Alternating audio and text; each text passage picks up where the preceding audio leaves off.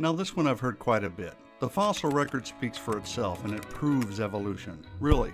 Well, first of all, evidence like the fossil record doesn't speak for itself. It's interpreted through a person's worldview, like looking through a lens.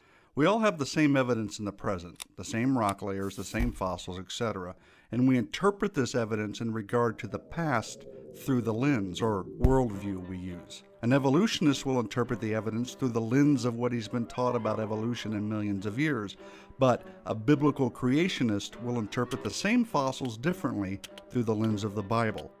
Now, both are looking at the same evidence in the present, but both are interpreting it very differently.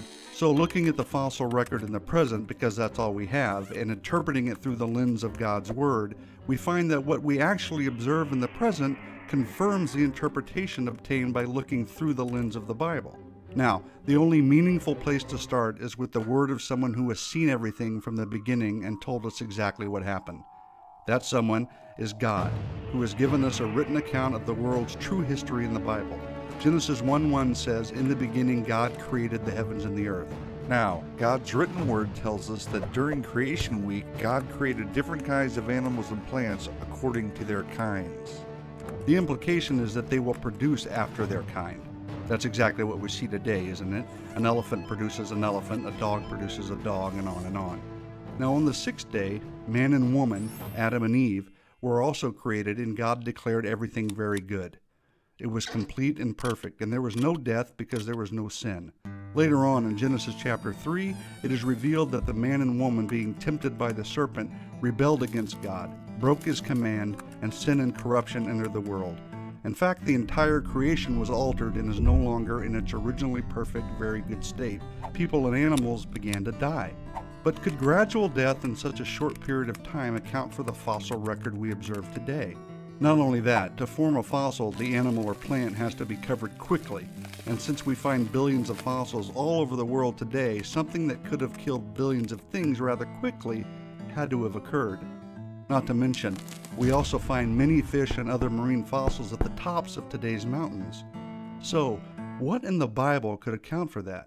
What could cause billions of dead things to be buried in rock layers rapidly laid down by water all over the earth? Well, flip to Genesis chapter 6 through 9 and you'll read the account of the global flood in Noah's day. Essentially what happened is that men were so corrupt and violent that God selected a righteous man, Noah, and his family to build a huge ark and get in it along with a pair of each land animal kind. And then God caused a worldwide flood. The water gushed up from the ground and water fell from the sky. The earth was totally covered with water and all land-dwelling, air-breathing creatures outside the ark were killed. All of them.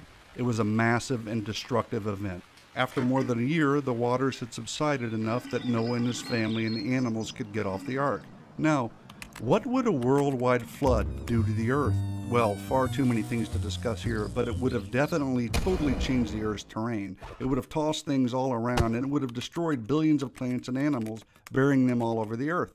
So based on the biblical worldview, we know that God created everything and it was perfect. But because of man's rebellion, people became corrupt and all kinds of things began to suffer and die. Because of man's continual violence and corruption, God destroyed all people and all other land-dwelling, air-breathing creatures in the world, save Noah, his family, and representatives of all land-dwelling, air-breathing animal kinds, with a global, catastrophic deluge. The fossil record that we observe today makes perfect sense within the biblical worldview. Now I could go on and on, but enough said.